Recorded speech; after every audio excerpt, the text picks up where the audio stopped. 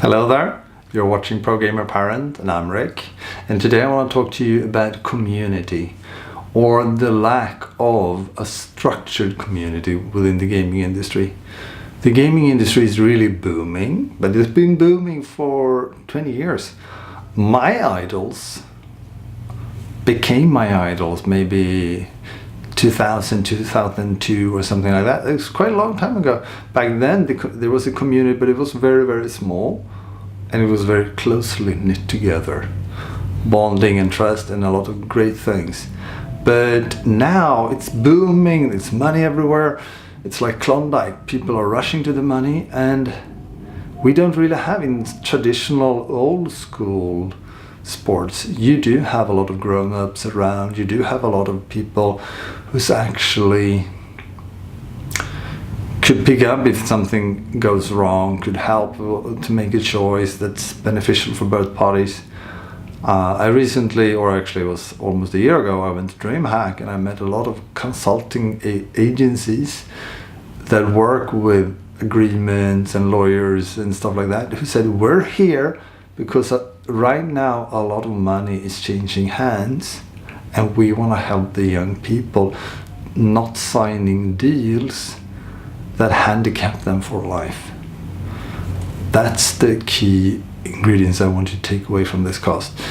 How can we help our kids understand when they should seek help, not getting lured into it's a lot of money, I've never seen this much money, and then sign away something that they really shouldn't in the long run do to people who's actually not there for the community. They're not there for the same reason your kid is there.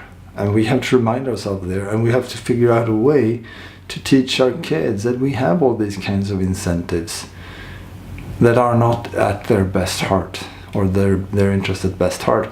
So, and it's hard if we're at home and we've never seen it, for us to understand it's not like going to a normal football arena where there's volunteers selling cinnamon buns and sodas, and there's all kinds of the extra structure around it. Surely it's a lot of selling, and surely it's a lot of lobbying, and surely it's a lot of great things. Don't get me wrong, they're also meeting people. I do encourage helping your kid to go to just like I will encourage you to go to conferences. I think that they really become the company they keep. So of course we want to help them encourage, meet new friends, but also train them in being wary before signing something, especially if they've recently just leveled up some, or if they recently, it's same with streaming or anything. When you start to become an influencer, a lot of people want you to sign things that aren't really in your best interest. So, and as a really great quote goes like, when person with experience meets person with money, money follows experience. And right now you as the parent are the experienced one. So how can you share some stories, perhaps failures from your life, so they don't sign something that they regret down the lane? How can you encourage them to keep working hard, investing effort to level up, but still owning the assets that are there, to still build things on their own, whatever platform that might be, instead of trading things away? Because it is a Klondike right now, it is a lot of money pouring in, and right now we have some small startups starting tournaments here and there and putting money on the table, and people are flocking there, and if it's having fun, go for it.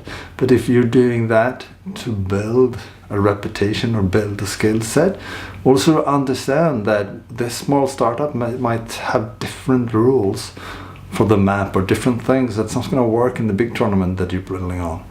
So helping people or helping our kids see the big picture. Where are we heading? Is this fueling me? Is this giving me more freedom tomorrow than I have today?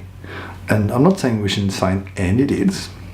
Sure we could, but how can you train your kid to go ask you, or have people around them that they can ask, what is a healthy deal to sign?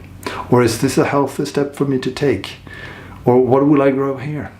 So just some food for thoughts.